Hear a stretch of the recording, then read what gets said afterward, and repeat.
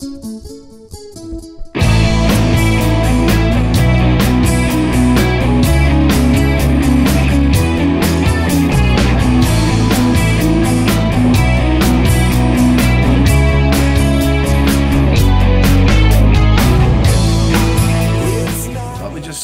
it up the last couple of days. We've been working on it since Christmas time. We're getting ready to get it duplicated.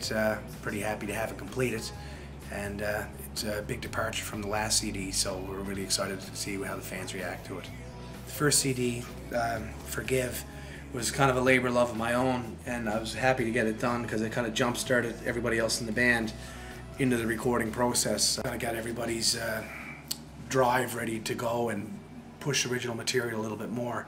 This CD sounds a lot fresher to my ears and most people that I've let sample it, because it was written within the last probably 12-month period, where this one was written over probably a 12-year period. The new CD was created for the entire band to play on and to perform live, so it definitely drives a lot harder and better.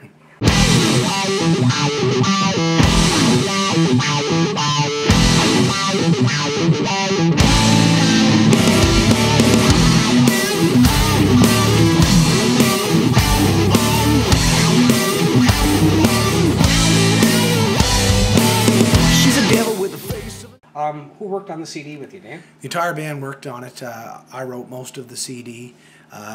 Even though I wrote most of the CD, it sounds more like the band because the entire band played on it. I've got fantastic guys in the band: Dick Lyle on guitar, Lauren Curry at bass, and Les Huffman on drums. And you know, one of the things that happened during the making of the CD, the guys, their untapped vocal talent really shone through. They didn't even realize they could sing harmonies as well as they can, and it's been, you know, a benefit to the band overall, even as with our live performances, because they came light years in their vocal abilities during the making of the CD. Right on. Juggling your home life and your work life and cutting a CD, it can be hard. Can you elaborate on that? Well, that's why it took so long. If we didn't have regular lives outside of the band, we could probably put the CD together within, you know, probably a month and a half to 2 months, because we went in pretty well prepared, and we're all professionals. We pretty much know what we're doing and what kind of sound we wanted to go for. Songs were all completed pretty much in my head before I got into the studio. A little bit of collaboration with me and Dick on another tune, but we work so well together because we've been playing together for, you know, 15 years. There's little or no effort in us collaborating on material or in getting the right sound. Well, it still sounds like Evolution, of course, but it sounds a lot more like we do when you see us live. If you've ever caught the band live, it's a pretty high energy. The songs really drive. There's a, you know, catchy factor. You can tap your foot to anything. And this really has that on the new CD. There's only one ballad on the entire CD, as opposed to the last CD where there was a lot of mid-tempo stuff. This stuff really drives. It's got an infectious groove, so to speak. And some of the tunes, when you hear them, they kind of instantly get stuck in your head. And I think that's a really good quality to have. When you're playing live, you feed off the energy of the crowd. If you've got a great night, if you're playing at a club and you've got a couple hundred people there and they're really rocking out to the band, it's going to come back off the stage, what you're putting out, you know, out in the crowd. We interact well. If you're having a good time, we're having even a better time, and we just amp each other up back and forth. You just get so into the song, you want to put that extra energy in there, and basically I'll sing till my lungs bleed at times.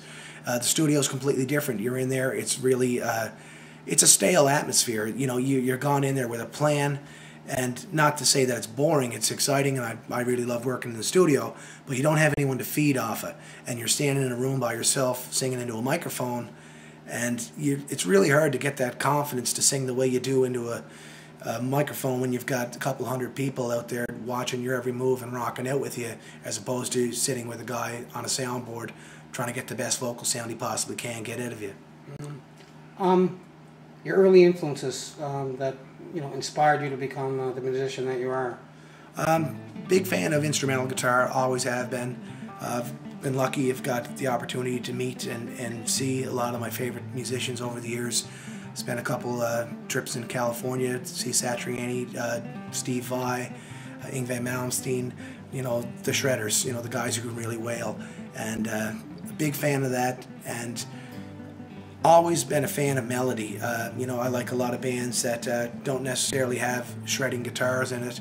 You know, it was always AC/DC was probably one of my first favorite bands because it was all about guitar, and Angus was just the coolest guy in the world. The new CD, the whole time while writing it, mainly concerned with how it was going to sound when we play it live.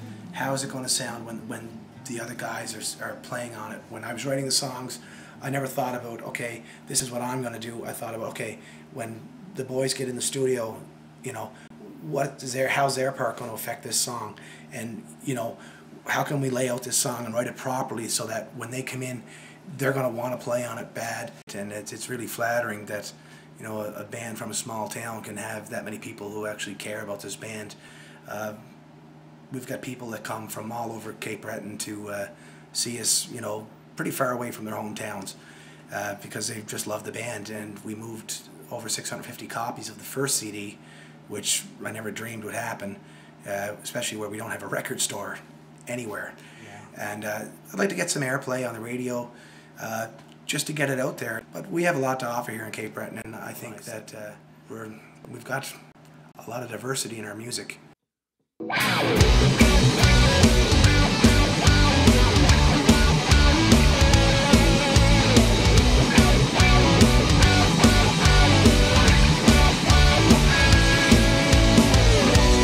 Call me a doctor, you're gonna be the death of